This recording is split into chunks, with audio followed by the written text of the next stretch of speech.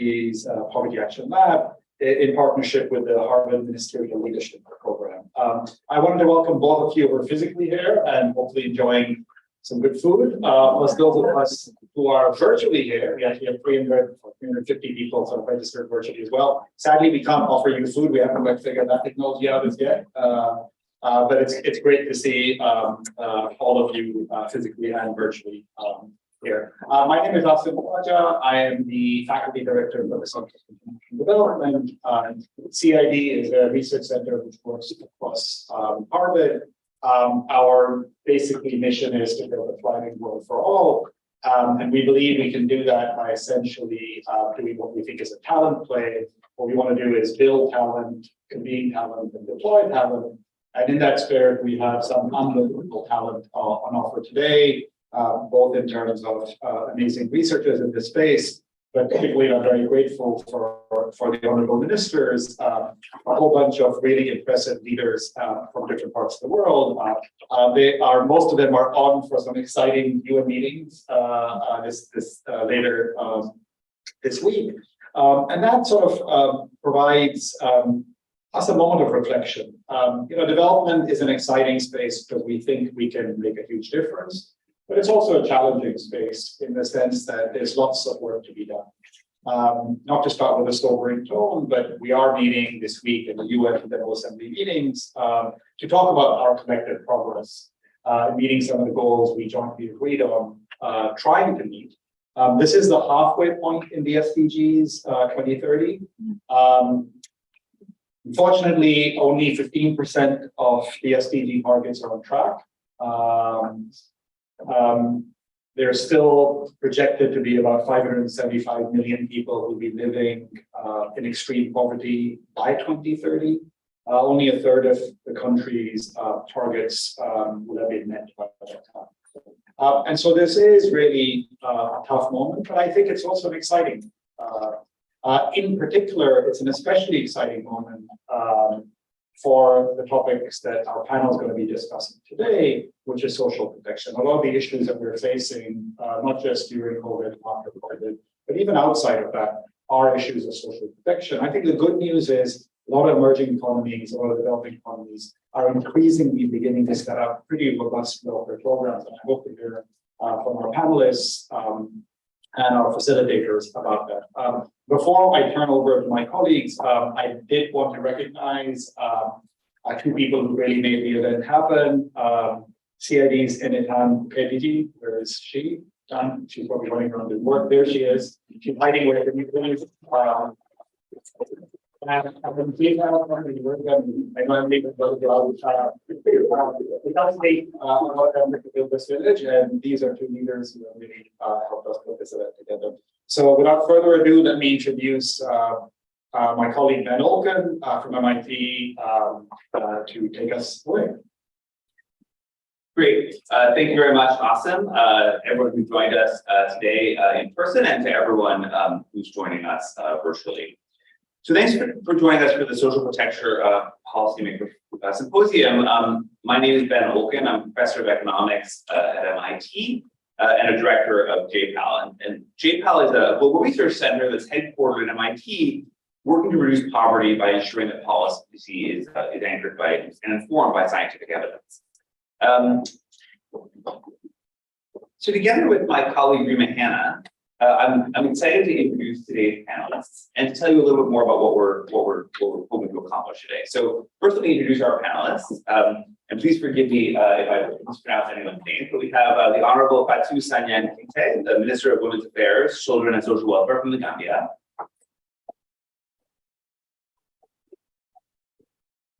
The Honorable Jean Muan Ausa Sindeza, the Minister of Gender, Children, Disability, and Social Welfare from Malawi. The Honorable Miriam Dusu Dalmeida, the Minister of Grassroots Development, Youth and Youth Employment from Togo.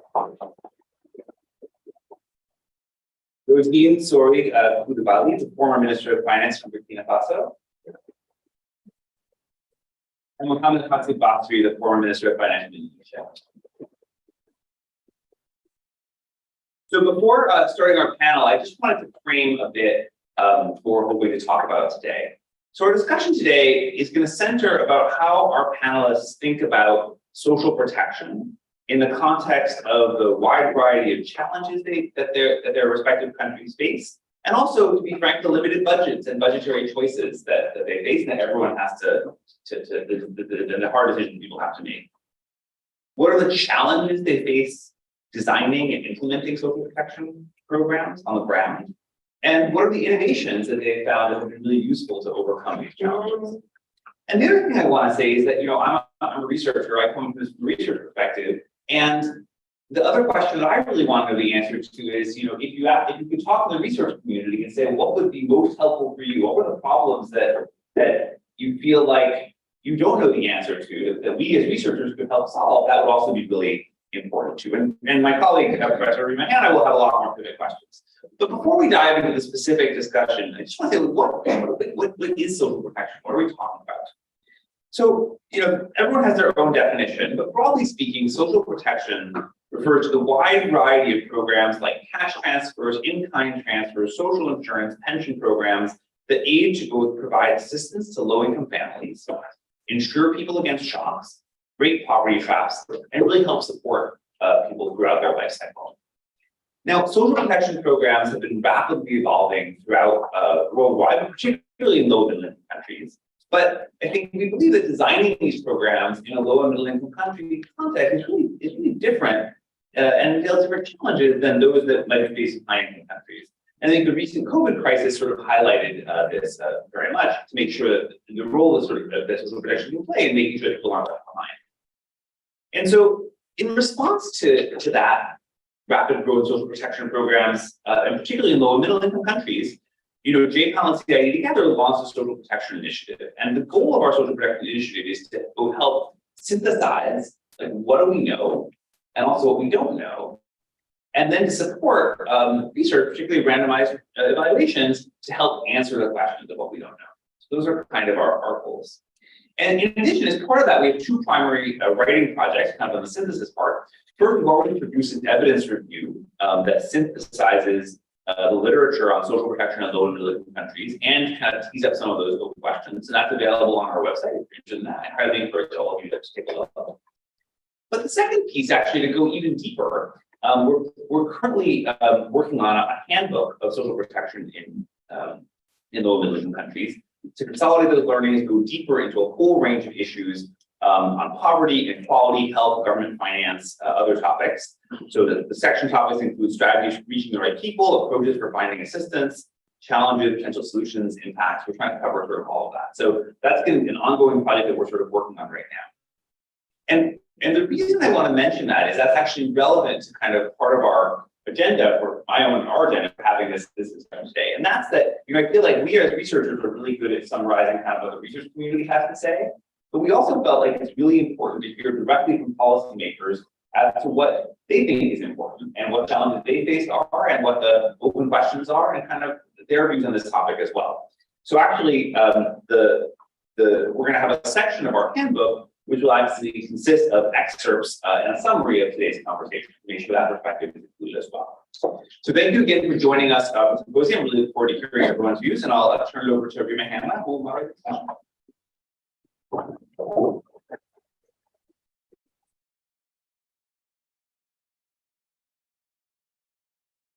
Hello, everybody. My name is Rima Hanna. I'm a professor here at Harvard, and I'm also the chair of the International Development Group here at Harvard. As Ben said, I'm co-leading with him the Social Protection Initiative across CID and JPAL, and a faculty affiliate at both. I will stop on my own introductions because I'm actually really excited to get straight on the panel. We don't have that much time today, but there's so much to cover, and we have such great talent here today. That I'm excited to hear everybody's perspective and views, and so I wanted to jump right into it, if that's okay. I'm going to start off. With some more general questions to get a sense of what are the kind of issues around social protection that you're all grappling with, and then go into some more specific questions within each country. But I'm going to start off with Fatou, that I wanted to ask a little bit about how have you engaged in designing and implementing social protection programs in your role as minister? particularly as you're thinking about bringing in women and children and how these programs can really make a difference in their lives. Thank you very much. I want to say I'm very happy to be here and share my experience as well as learn from others. I was involved in the policy in my country. I'm going to the UN. Then I was a UN staff member in my country. When we was one of the governments in the protection policy, 2015 and we supported government in capacity for men within the security and protection. And then the recognition of the program as minister, I was responsible for implementation. So I said, my directories, one of my directories, Director of Social Welfare, is responsible with others for the implementation of the program. So I think I'm very fortunate to be involved in the design of the policy and now in the implementation of the policy. And as we all know, the protection is supporting the vulnerable and poor. In my country, the 8% poverty level, according to country.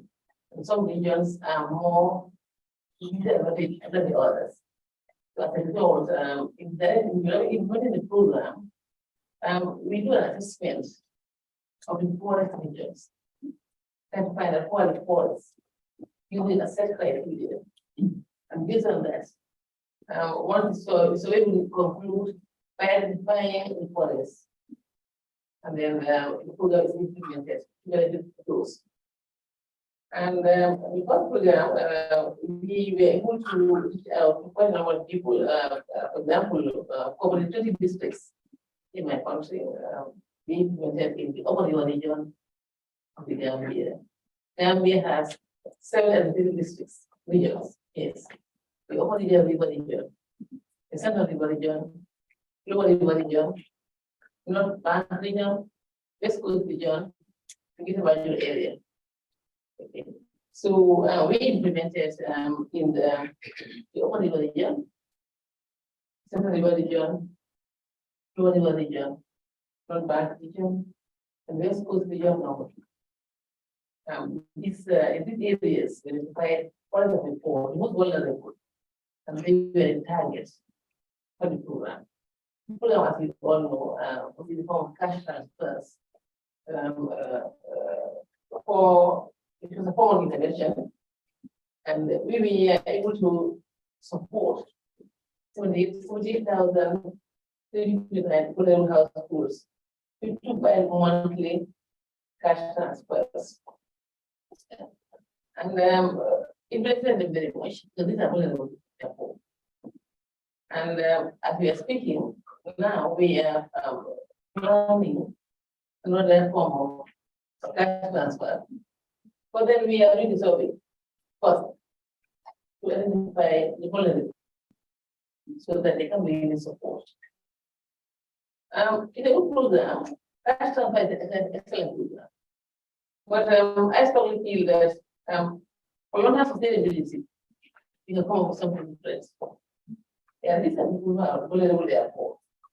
But if you can build their capacity on a level scale of their choice, you know, so way you can find out what they want to do to be able to take care of themselves.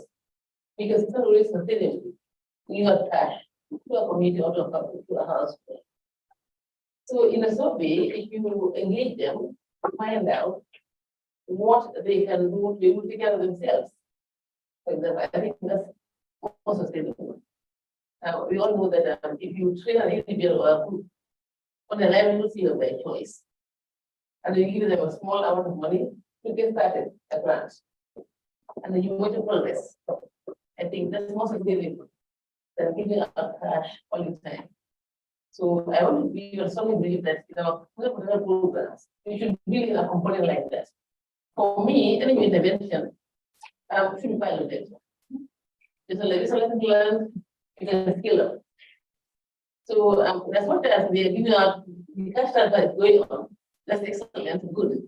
But let's try a small group And then if you use the new system where people capacity and give some small grant for them to try on their own, so they can be appointed self-employed.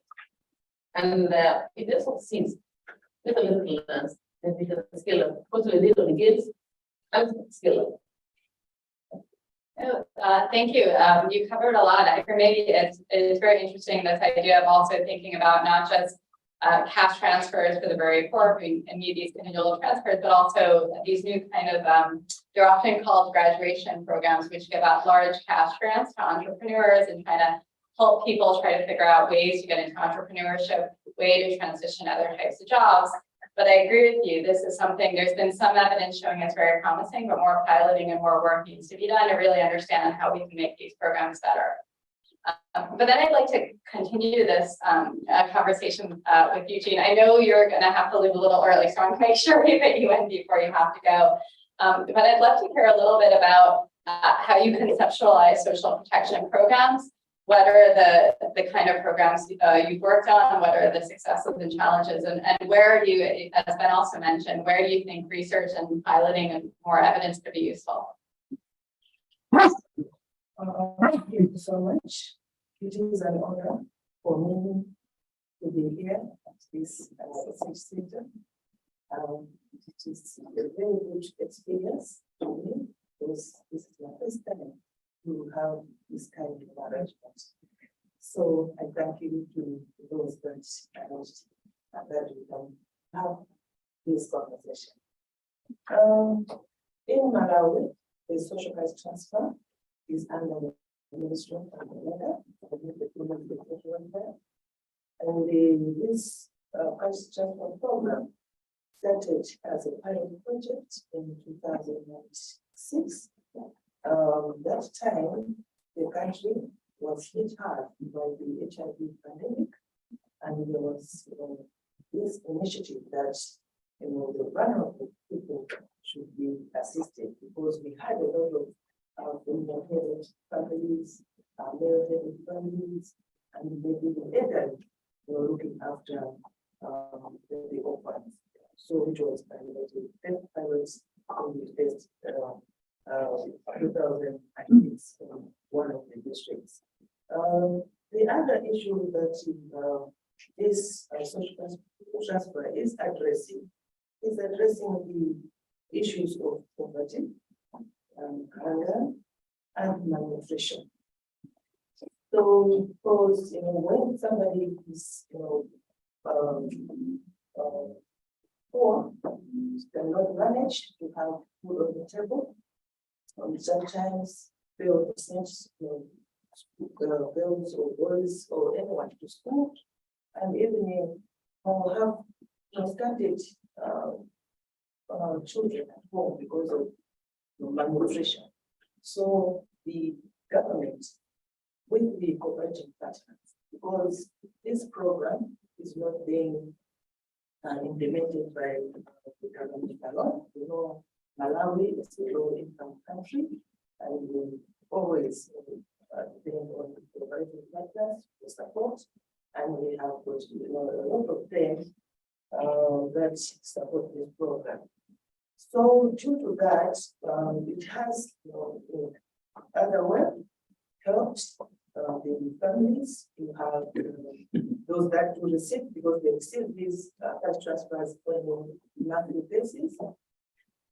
And due to that, they do buy livestock, buy food, send children to school, those that are well able to audit people. So they do small scale businesses, and that way they do scale up the funds by doing those activities. And in that way, some of them, they are able to have decent homes, and even they do afford to send children to school. The program, has benefited a lot of households, about 286,000 households, And this has translated into 1,300,000 plus beneficiaries. And the other issue is that there is, that kind of implementation programs. This is always implemented at district level. We are with the Ministry of Local Governments. We are doing the implementation program, but with a lot of challenges, because there is the issue of identification of the beneficiaries. So during the identification, there's always, favoritism. And sometimes, those that are deserving to be on the list are left out. Some, because of corruption, they would want to be given some money for somebody to be put on the list. The other challenge is the payment mode. We do the manual way of, payment, but of late, some of the operating partners are plugged in the e-payments. So using the service providers, we're using the e-payment, but not in all the districts. Because now the program has rolled out into all the districts of the country, 28 districts, because it was only in 2015, I think there were only 18 districts, but now it has rolled out to all the districts. So the other challenge is that other people, they want to be on the same program forever, yet when we are registering them, we always make sure that they know that they've been on the program for maybe 4 years. But when you go there, sometimes other people, they want to be just receiving instead of graduating.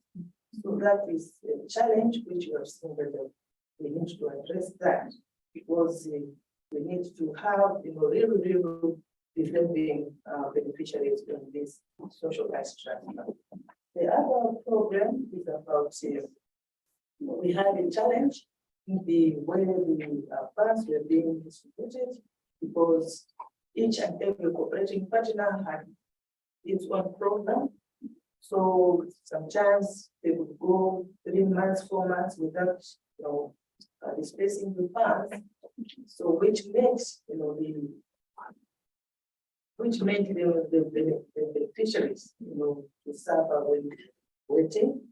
But recently, we have had to have the donor funds that all the cooperating partners are putting the funds in one basket, so that each and every district, each and every beneficiary should receive the funds in a timely manner. So that is what we have observed as a ministry. But all in all, the program intends to achieve those, as I've already said, that people should have nutrition, should help people. We can send children to school, we can have good shelter. That is the essence of putting these people on the list of beneficiaries. There are those that are identified to be on this social rights transfer, those that are poor, those that are actually poor, those kind of beneficiaries. So we have females, males, elderly, people with disabilities that are included in the program. And the other issue is about the management of the social rights transfer. As I said already, that you have got a directorate, the director of social services, it's the ministry. We've got a social support steering committee, we've got the cooperative partners themselves, and we always engage into collaboration on how best to do the social rights transfer. But I've already said that there are challenges. Those people that want to be on the list every time, yet they have to be to graduate. And the sustainability of the social cash transfer is a challenge too, because what we have seen essentially is that even those that are supporting us, the countries, they are even themselves have been, been facing a lot of challenges in their own countries due to the COVID-19. They want to address their own issues in their own countries. Now the basket, instead of growing, it's getting lower and lower. So those are the issues that the funding issue is a problem, and the sustainability of the program should be into. As my colleague was saying, that we need to find ways on the sustainability of the program.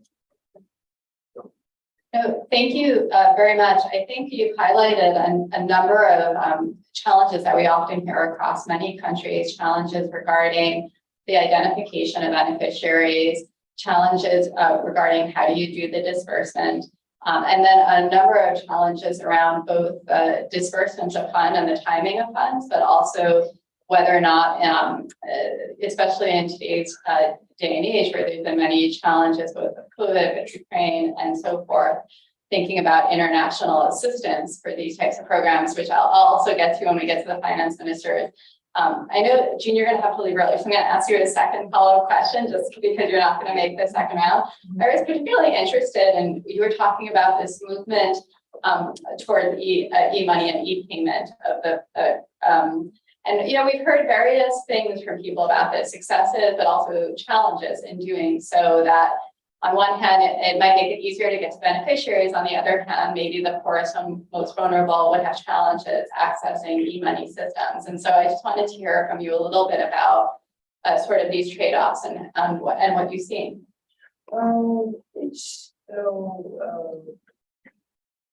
Mechanism when we address the other challenge, the other one comes in. The challenge that we have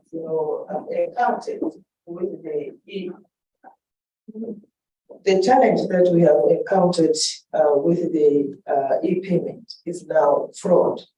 We have seen that because of that, now the beneficiaries are losing the funds that they are receiving.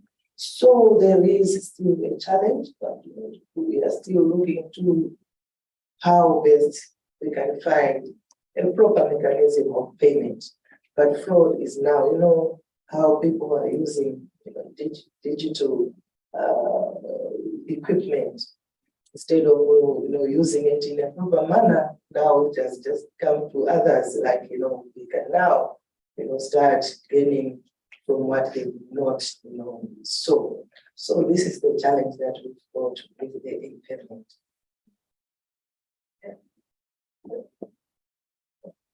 Thank you. Thank you so much. That's another thing we've actually heard as well. And I know that a lot of researchers are interested in that question and trying to think about ways to address it. I'd love to continue the conversation after as well on that topic.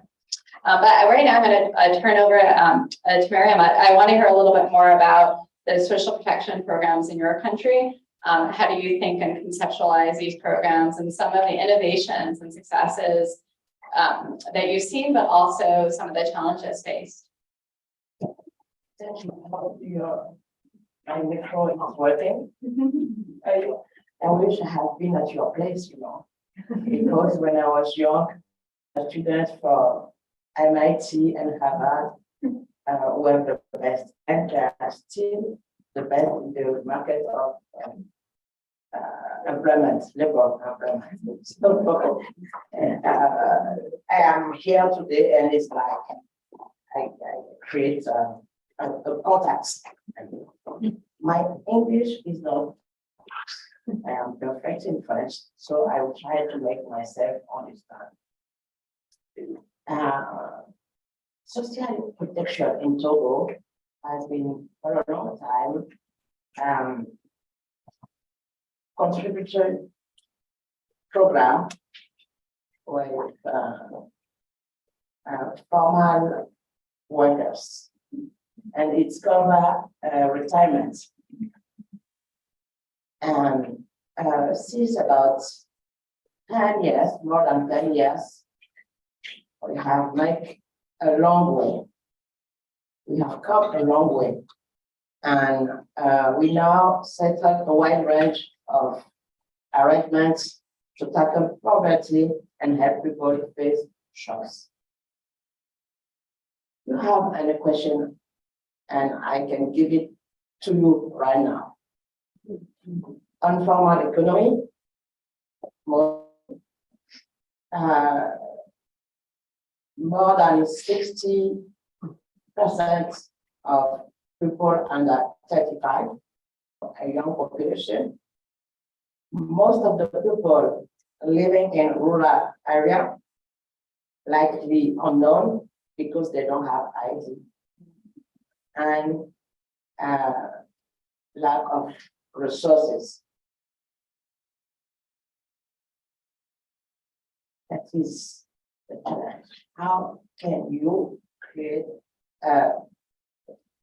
useful and impacted social protection for this population? We have to go through it. And now we have many solutions. The last one is Novici, and I'm sure you have heard about it. Novici was a solution for the COVID time to help people get some resources to struggle with. And we also have since 10 years health insurance scheme for civilian and military public workers and their families. And I have the opportunity, and I was honored to put on this scheme, health scheme insurance.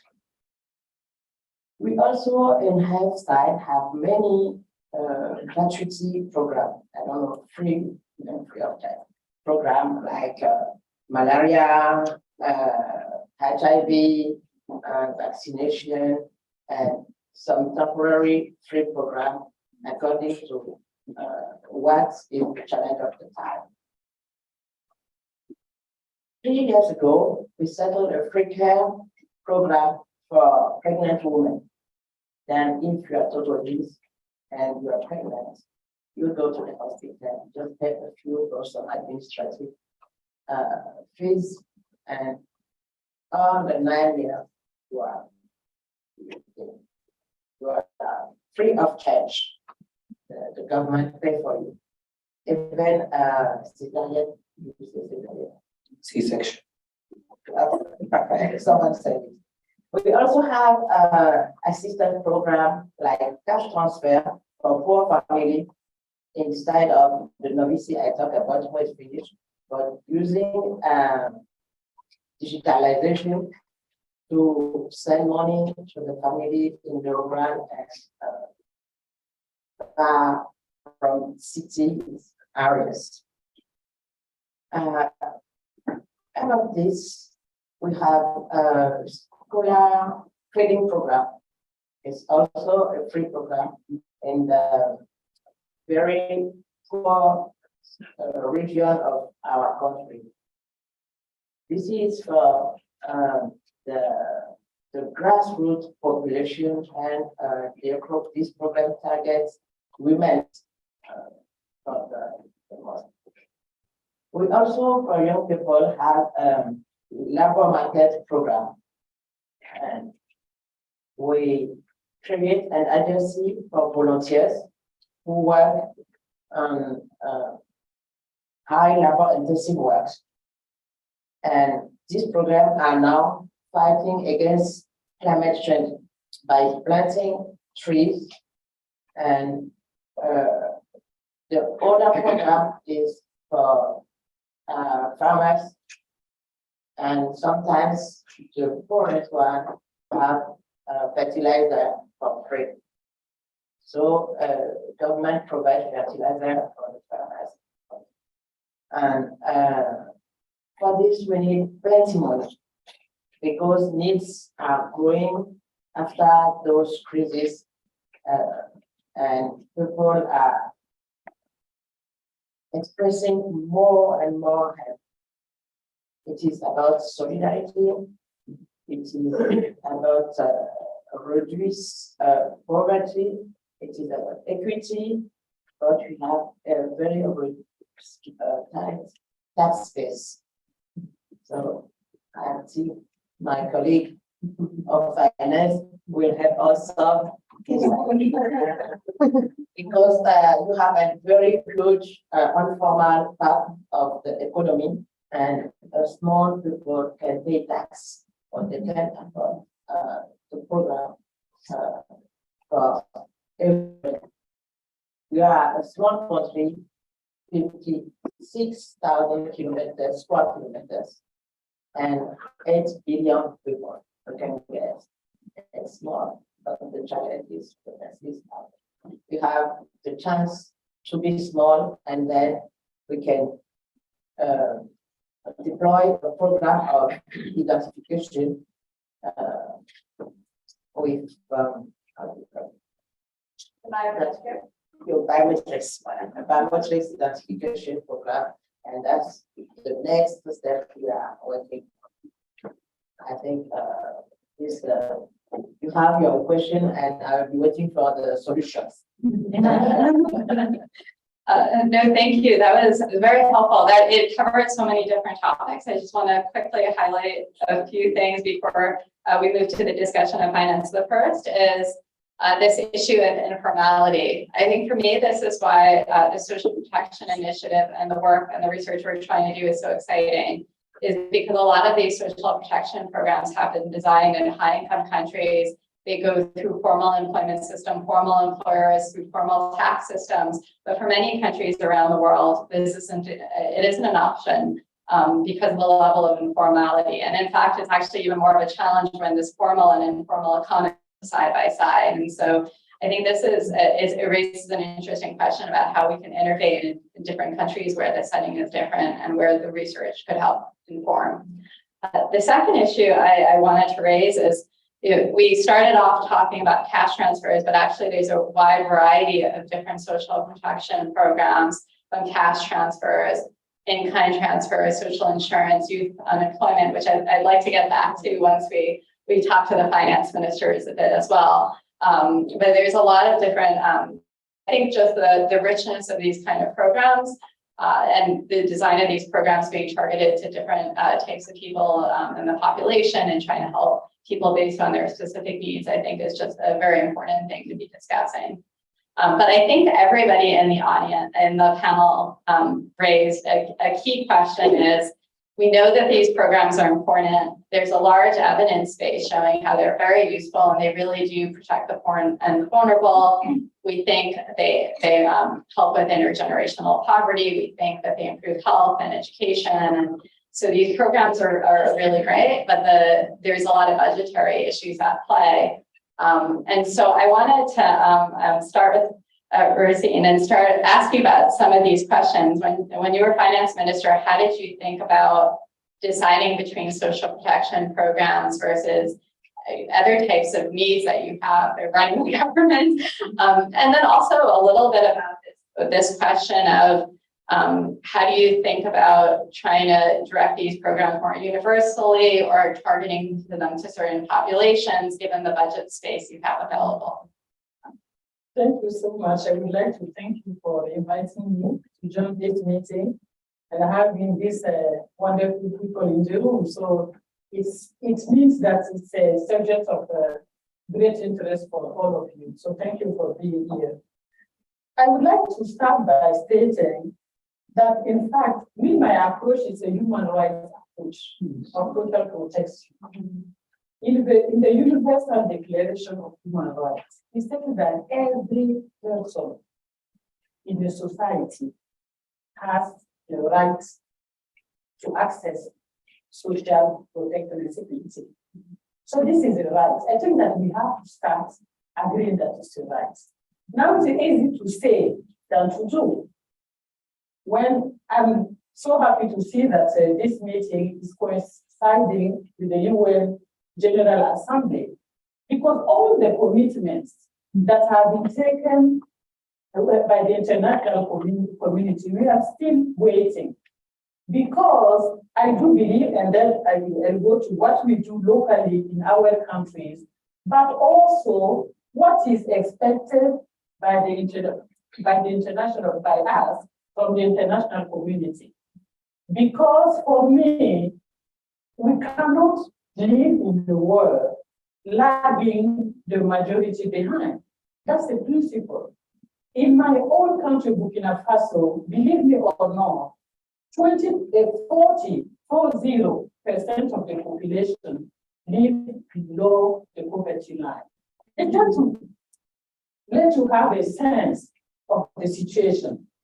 Do you know that now in my country, due to the insecurity, we have more than 2 million persons who are internally displaced. I'm not even taking into account those who were lucky to cross, I don't know if it's a luck or not, to cross the borders, to go to certain neighboring countries, etc. So this is the reality. It's not theory, it's a reality. So what is the response that we are giving and that we have to give to the situation? There are many, and we just touch on a few of them. Number one, the policy level, regulation. I think that's one point that we have to do. Do we have the rights, commitment at the political level? Do we have the laws at the political level? That's something that is important.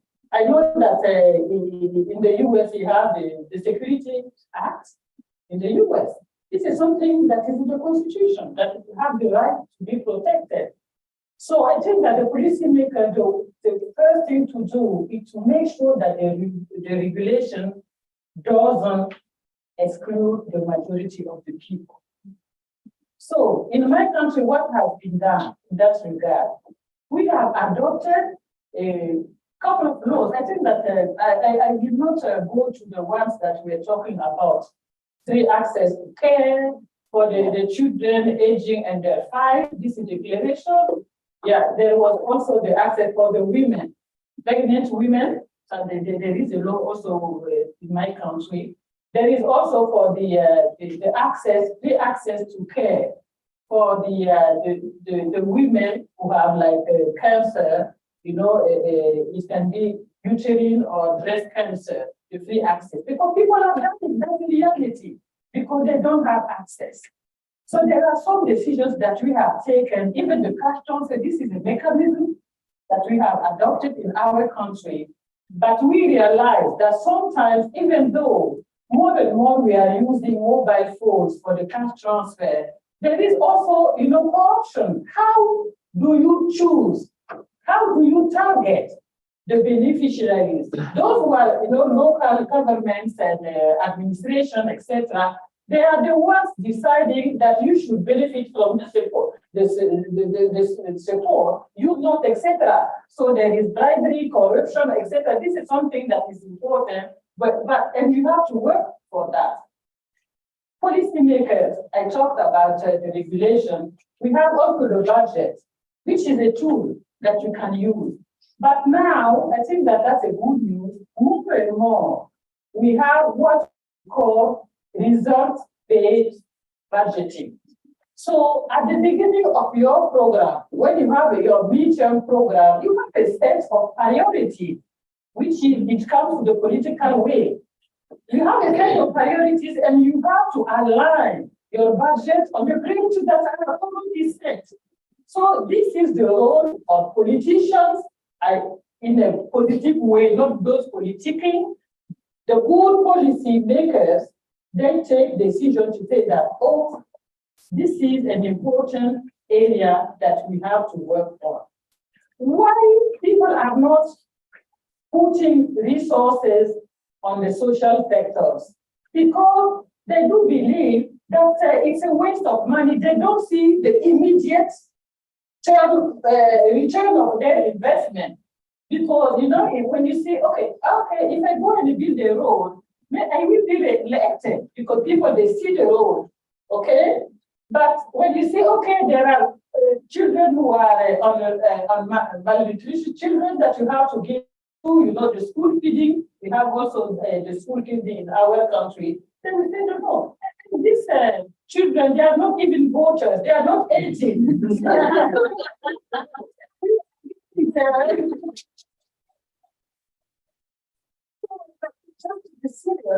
I do believe that there is a work to be done for you from the academia, the etc., to inform people that investing in human development, investing in the people, is investing for your own survival. Because they will be to the labor market, they will contribute taxes, etc., etc. So I think that there is a lot to do.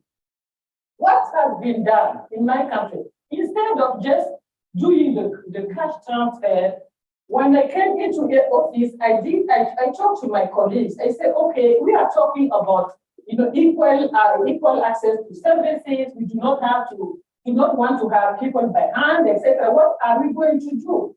And we discussed to prepare to set up a local development program targeting the poor, using that's I think the universities and the researchers, you have a work to do, is to try to disaggregate the data to know the regions that have the poorest, what can we do for them, and those who have wealth, etc. Maybe we should invest less in those regions because we are in a situation of scarcity of resources, so we cannot do everything. Okay, so I do believe that program was very useful, and we realized, I don't know if it's a coincidence, in my country, the regions that are facing terrorist attacks, etc., most of them are from the regions that were just forgotten by policymakers.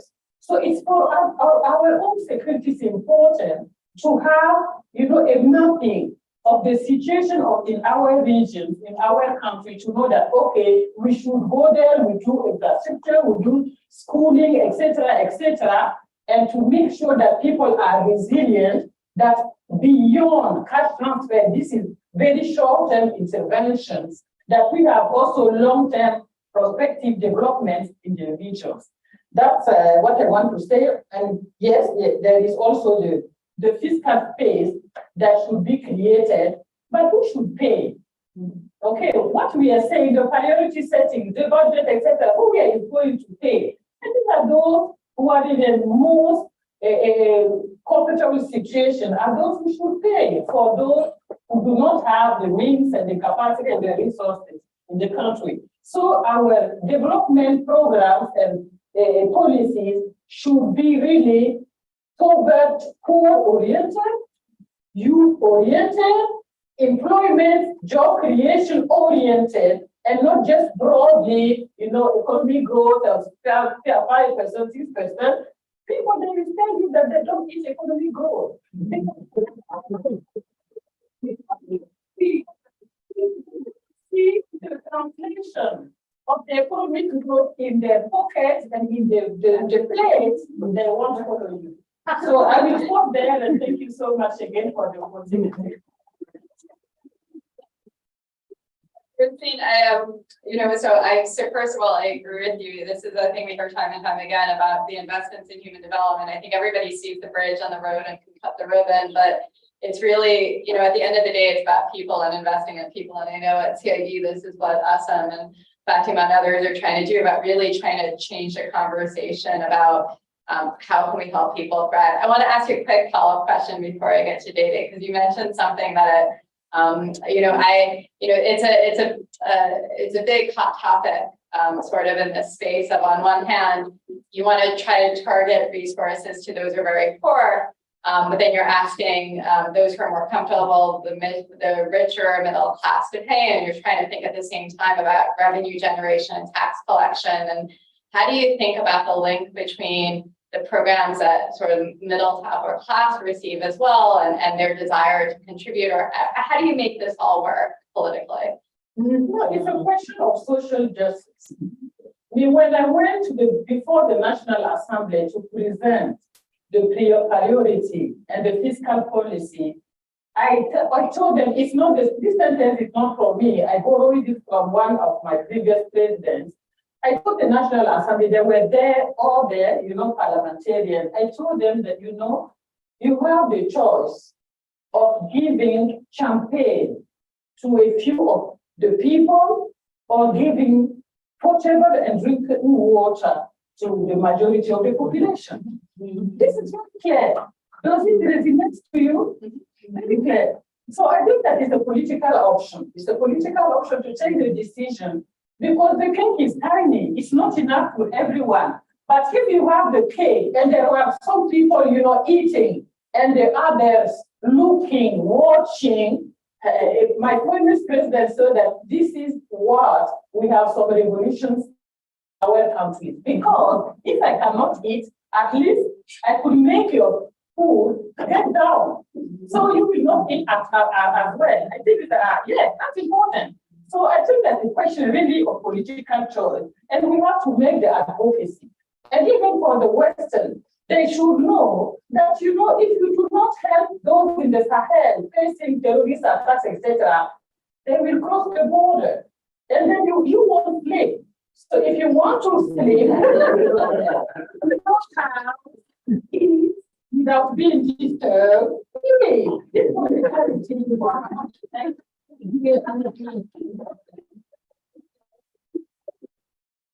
So, Katie, I want to ask you about, thank you for that. It was very good, us a lot to think about. But I also, I want to ask Katie, you're in a country that has had massive growth over the last 20, 30 years, is sort of in lower to middle income or is straddling that point. And do a lot of these, the topics that have come up in the panel today also ring true to you for Indonesia being in a different place in the growth path? And how do you think about these issues? I know we've had conversations about these issues about how do you think about investments in human development versus building bridge and infrastructure, which is also needed for business growth and development. And I mean, so I just gave you like 6 questions at once, but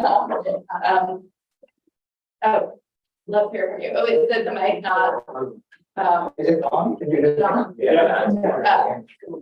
Oh yeah. Oh, thank you. Thank you, Jean. Thank you so much for being here.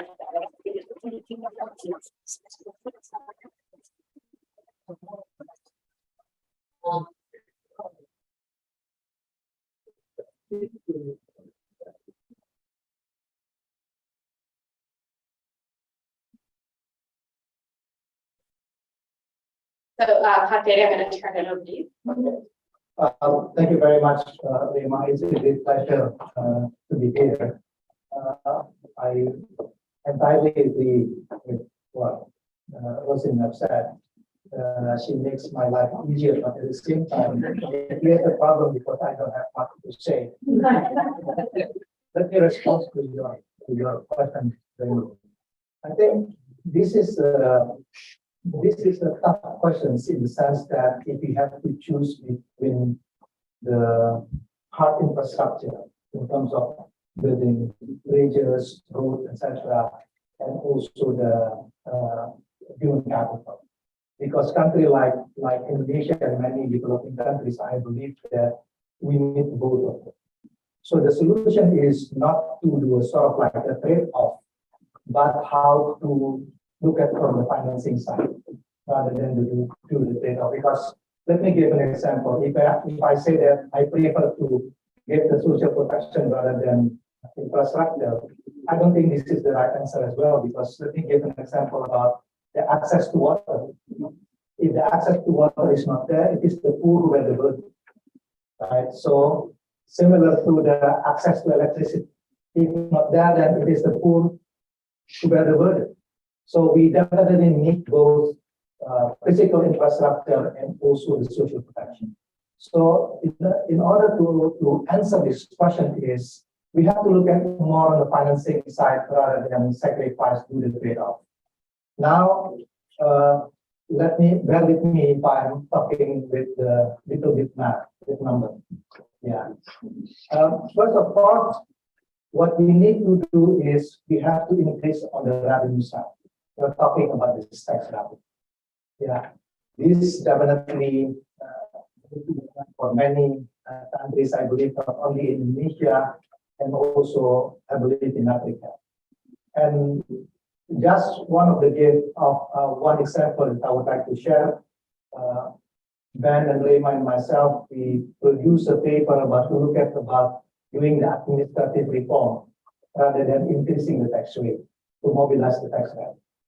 That's one option available because politically is sensible because you don't need to touch the issue of raising tax rate, but what we need to do is sort of like doing the administrative reform. That's the first one. The second one is probably we have to look at also the possibility of this carbon tax nowadays, because we probably need to look at not only from the revenue side, but also addressing the climate issue, so the carbon tax. And I'm talking about the case of Indonesia now. In my country, the tax incentive, or we call it the tax expenditure to GDP, is about 1.6%. And now I'm not so sure whether this tax expenditure is effective or not. Why? Because we cannot substitute the lower tax rate with the doing business. If the infrastructure is not there, then even you give the tax holiday, people will not come to your country. So we have to review the effectiveness of this tax expenditure. And in terms of number, it's about 1.6% of GDP, significant. So if we can review this tax expenditure selectively, then we can mobilize some fund from the revenues. Now, let me talk on the spending side, because we are talking about budget. Last year in Indonesia, the amount that the government put on the fuel subsidy was around $33 billion. 33 billion US. And the one who take the benefit of this fuel subsidy is middle and upper class, because they are the one who own the car. They are the one who consume the gasoline. So the idea is very simple, because if you subsidize goods, and for example, like gasoline, this benefit will go for someone who consumes more on this particular products, right? So it shows that this policy doesn't look right. So because the amount is about $33 billion is a very significant, then probably we have to think, how can we redirect this fuel subsidy to the poor people? So adjusting the fuel price and redirect this fuel subsidy to the poor people. So let me talk with the number now, a little bit math. In Indonesia, the number of poor people is about 26 million, 35.9 million people. Now I'm talking using the definition of the World Bank of the so-called aspiring middle class. Yeah, it's near poor and even it's like middle class wannabe. It's aspiring middle class. The number is 126 million. So if you assume one family is 4 people, you know, father and mother and 2 kids, so you're talking about 30 million households. So the compensation for the cash transfer in Indonesia now is about 15 bucks. So let me just put the next 3. I multiply it to make like 60 bucks. You multiply 30 million multiplied by 60 is about 1.8 billion US dollars. You multiply by 1 year, 12 months, you're talking about less than 30 or probably 30 billion US dollars. This is even less than the fuel subsidies being allocated by the government. So you cover 120 million people, and the number is even still less than the number of the fuel subsidy allocated by the government. So by doing this, we can support the social protection programs that my honorable ministers talking about it before. And we can also finance the infrastructure. But the challenge is, I like to quote what Jean-Claude Juncker said. He said that we all know what to do, we just don't know how to get re-elected.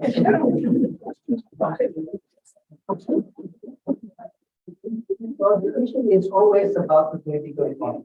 Let me share my experience. On 2013, when I had to manage the paper tanker, we decided to take this policy. I had to adjust the fuel price by 45% at the time and redirect this fuel subsidy into the cash transfer. The implication of it, first one was very difficult to convince my president because it was 9 months before the election.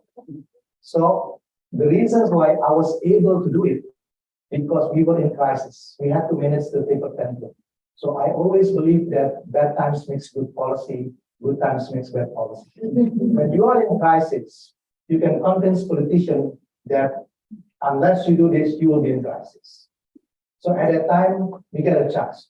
So I was able to adjust the fuel price by 45%, reallocate for the cash transfer. Students went to the street, and for 1 month, I stopped reading local newspaper and also because they criticize me every day.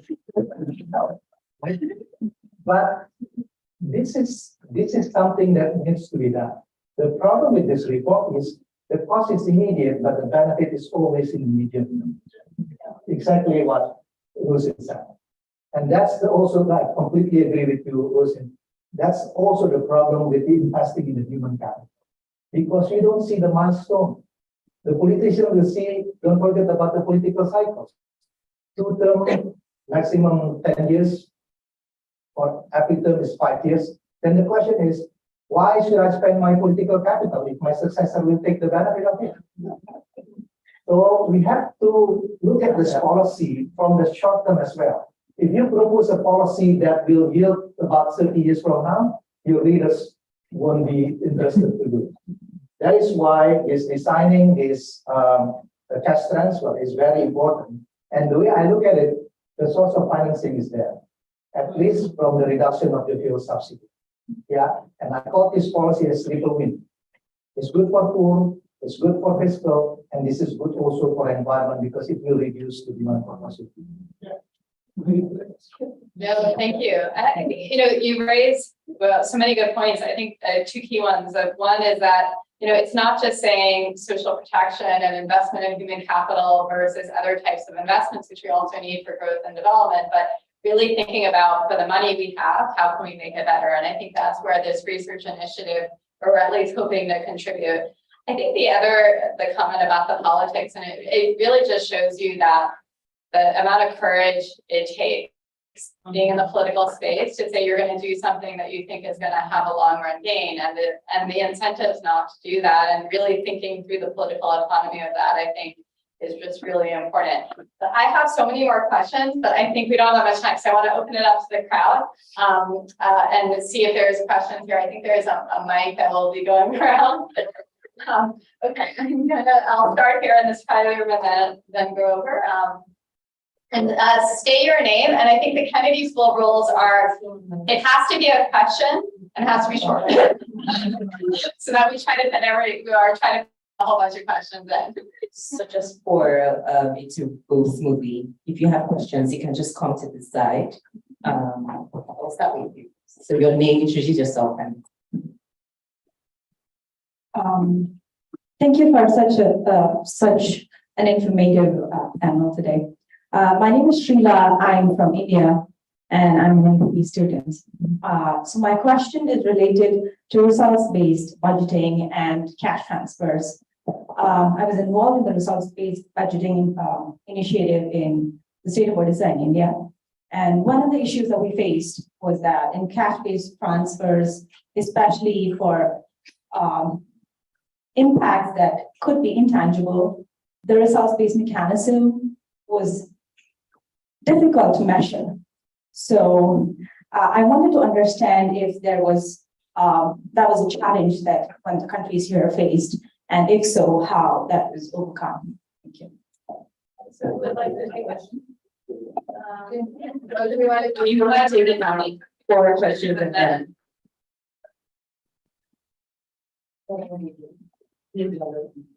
Hi, good afternoon. My name is Nazmul. I'm from Bangladesh.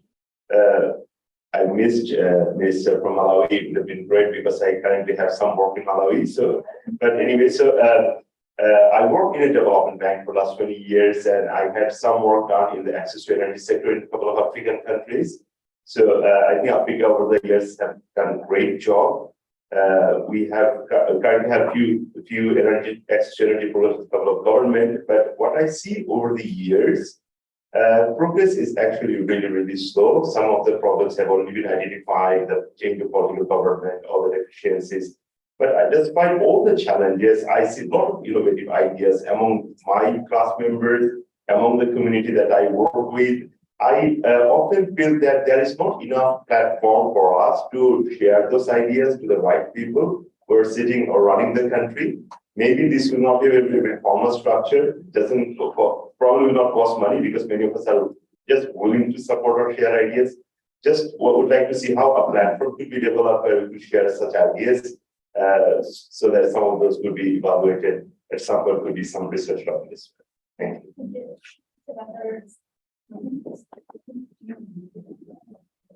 Hi, I'm Rasha from Palestine. I've been involved in social protection maybe since 2016 now with the UN, and also I've seen the government work on it, and also cash transfers. The biggest challenge has been with all actors working on this is actually providing cash that makes a difference for those families.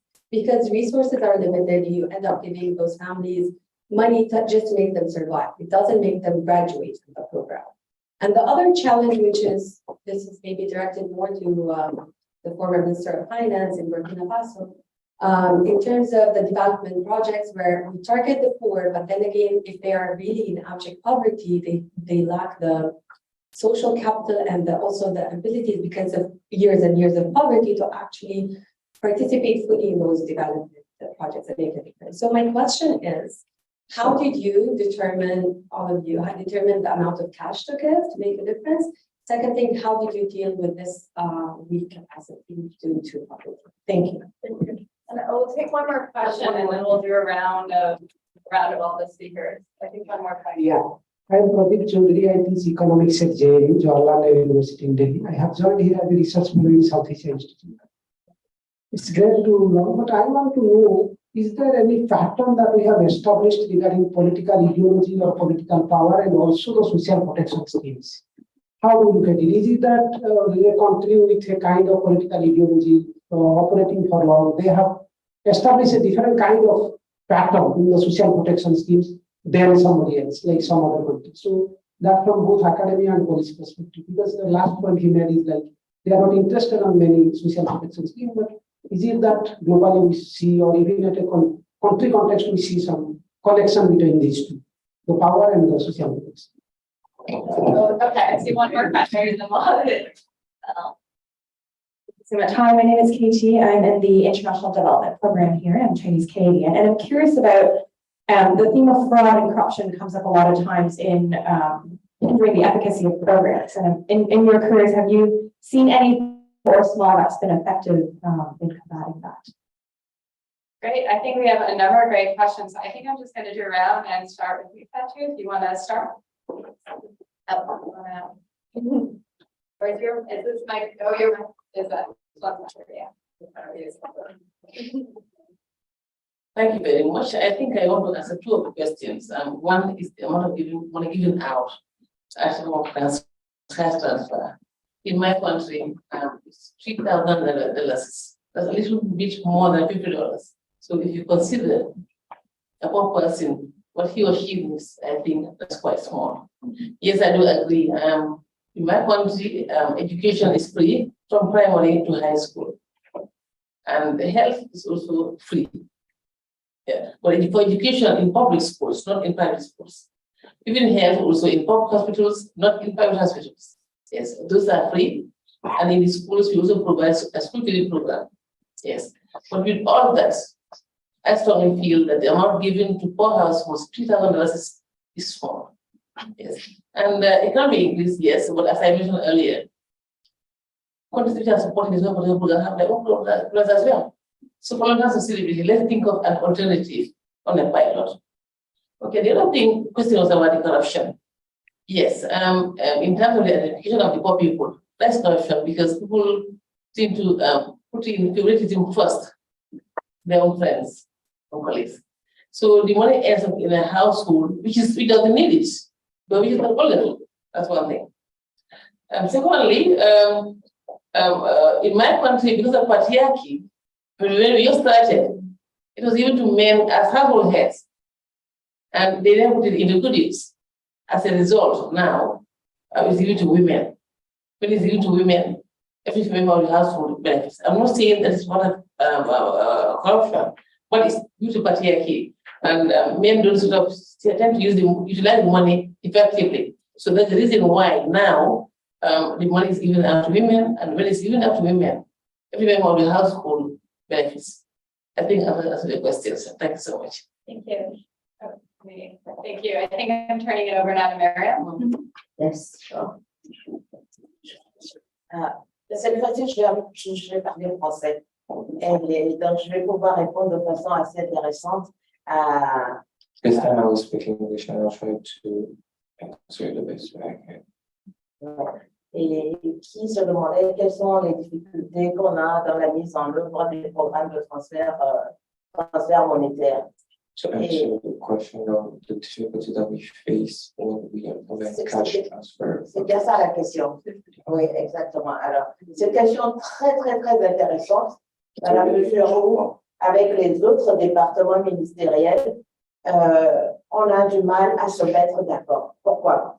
D'abord, pour le ciblage des zones, des régions, ça a été fait en collaboration avec une université américaine.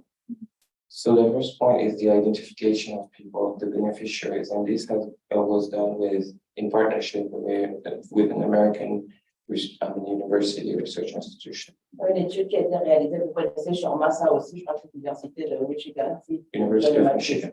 Voilà. Et donc, il y a des zones, la première difficulté, des fois, c'est l'accessibilité.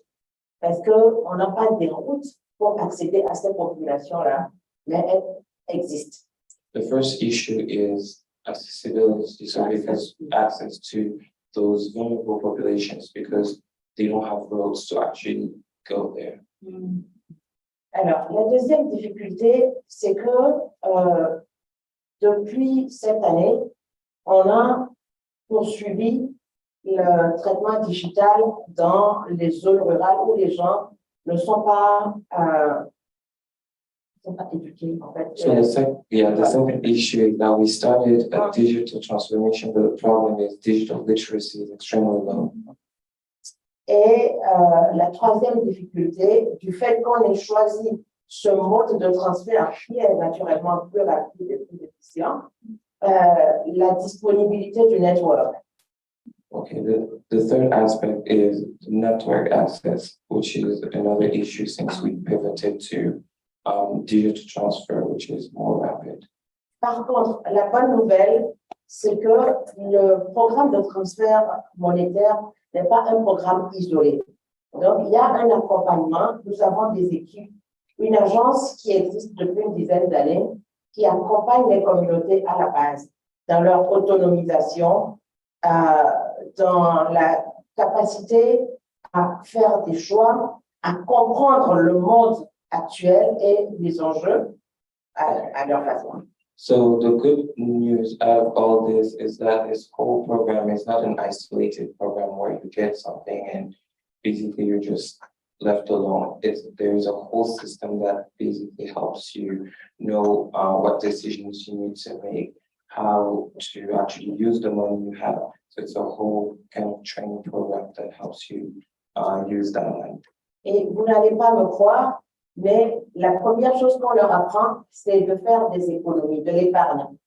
Quand on a de l'argent, on ne dépense pas tout. Ce n'est pas une notion qui est courante dans la culture de ces populations. And the first thing that we do, you won't believe me, is that when we give them the money, the first thing that we do is to teach them how to make savings, which is not typical in our setting. Et ensuite, on leur donne des notions d'économie pour qu'ils puissent faire des allocations de ressources. Quand tu reçois l'argent, tu dois faire plusieurs choses avec. Donc, tu ne peux pas faire une seule chose et laisser le reste.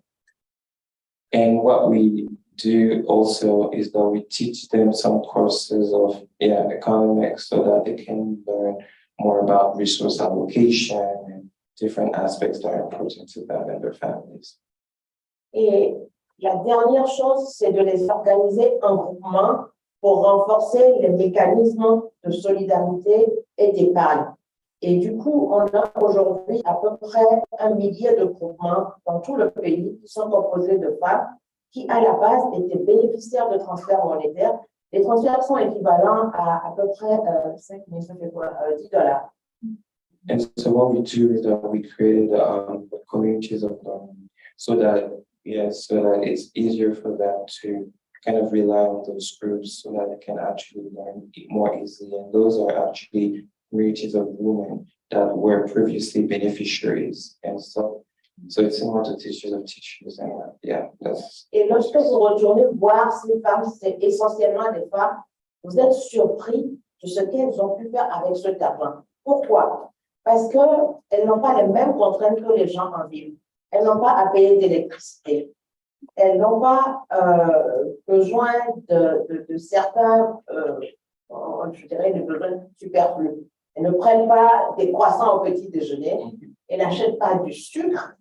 Donc, ils ont des besoins assez limités, ce qui fait que ces $10 leur permettent vraiment d'améliorer leur conditions de vie et même d'initier des activités génératrices de revenus. So basically, even with the $10 that we give them, you'll be surprised to how much they actually maximize that money. It's mostly because they don't have the same needs as the people that actually live in the cities. For example, in those rural areas, they don't have to pay electricity. They don't have to do many other things that others do in urban areas. And so those women actually have reached a point where they actually make gains out of this money actually. Et donc, les montants sont calculés, sont évalués sur la base justement du minimum dont on a besoin dans ces communautés-là. Et je peux vous assurer que c'est des communautés qui sont vraiment, c'est des villages de 1000 personnes par exemple. Donc, c'est des communautés assez réduites. Mais oui, à la fin du programme, donc, l'accompagnement aux activités génératrices de revenus est une composante essentielle de notre programme. Et ce que vous allez retrouver souvent, n'oubliez pas, parce que je suis désolée, c'est qu'ils achètent des poulets, ils prennent des moutons, et puis très rapidement, ça fait des enfants, et ça leur permet, lorsqu'ils sont en difficulté, de vendre un mouton ou de vendre des poulets pour pouvoir retrouver de l'argent. So basically, she was saying that when they have, so these communities are extremely important, right? And the way they make money is that those women use that money and invest in buying sheep or chicken and all these things. And so whenever they face the prices, they can easily, sell those to actually get the money they need to face the prices. So to create a more resilient company. No, thank you. No, and I agree. We see this in lots of other places as well. The idea of investing, not just spending all the cash transfers on current needs, but trying to think about savings and livelihoods. And this connects back to this idea of graduation programs. I think we're running out of time. I would like to hear from Marcin and Pakdede just briefly to answer the questions as well. So Marcin, I'll turn it over to you. So we take 2 minutes, then we speak fast because I have a lot to say.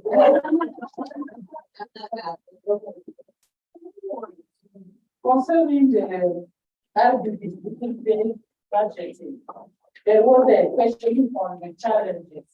I think that I can check only 2 challenges that we see.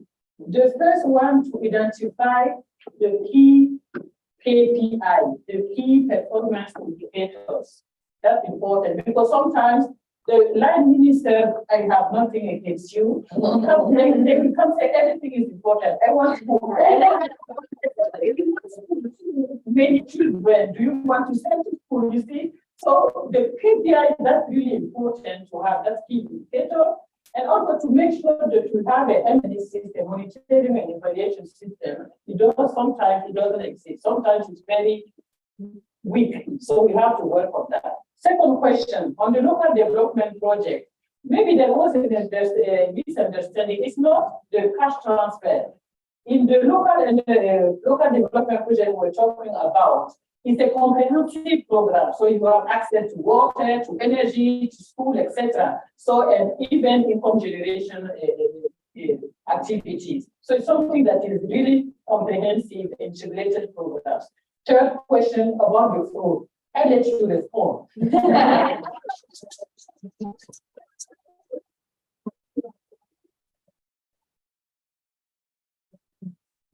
Let me respond about the budgeting first. But this is a very tough question because if you design the budget, you somehow need to produce a matrix, right? Outcomes. School enrollment ratio is one of the examples that is easy. But the problem with the human capital, those issue of health or education, we are talking about quality. It's very difficult.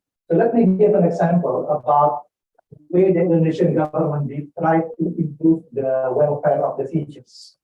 Yeah, they double the salary, but the result is do not improve the quality of students. There is a very interesting paper at the Quarterly Journal of Economics, Double for Nothing. You can refer to that. So that's a difficult one. This is rather delicate. Yeah. The second aspect about I want to address about this, whether this is a political ideology. I don't think so. Yeah. The issue is because politicians, they try to maximize the political support within the terms, right? So they are being pragmatic. One of the solutions to it is to institutionalize. But the problem is there is a risk of it because in Indonesia, we adopted in our constitution 20% of the budget should be allocated for education. But the question later on is the ability to absorb the budget. Yeah, that's also create a problem. So not only a matter, if you do a sort of like a budget earmark, you don't have the flexibility to do. So be careful with that one. Yeah. And then you give me some problem about this issue. Of course, I would say that you're talking about the issue of this corruption, about the fraud issue related to the social protection is always there. But the question is how to minimize that. Yeah, I don't have the sort of like a single magic bullet to respond to this. But the way I look at it is maybe we have to explore, maybe JPAL would be interested to look at it about the role of the digital technology. Is it possible for you to work with the telco company? Because 95% of the population in Indonesia, they do have access for the mobile phone. Can you provide the cash transfer through the SIM card rather than through the bank? And then this money from the SIM card, you can cash out. I don't know. This is just sort of like, would be interested to look at this possibility. This will reduce the possibility of fraud because this targeting probably will be more perfect. Okay, well, thank you.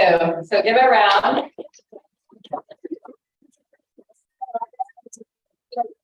This panel has been very inspiring because it is just one great to see the amazing talent worldwide that is trying to make things better for the most vulnerable across many countries around the world. And so that, for example, is just like extremely inspiring. It's also very thought-provoking.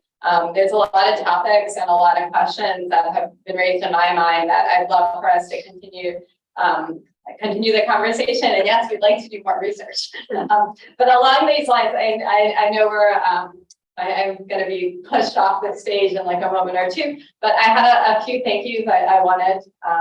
I wanted to thank all the honorable ministers for being here today. So let's give them another round.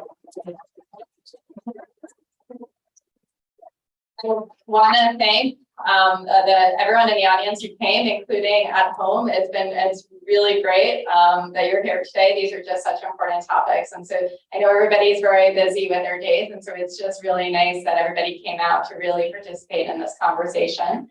And next, I would like to thank CID and JCAL for hosting the Social Protection Initiative and really providing a foundation for the kind of work and the kind of events that we have here today. Along those lines, sorry, I have a bunch of thank yous. Very importantly, the events and the research it's made possible through generous support from a number of donors, including the DFAP, the Australian government, NURAD from Norway, and also the Live Foundation. And so I wanted to thank them as well for their generous support in making these kind of activities, and also making possible the research that tries to inform a lot of the policy questions really feasible. And then finally, I wanted to thank you for the translation. We have a gift back for you as well.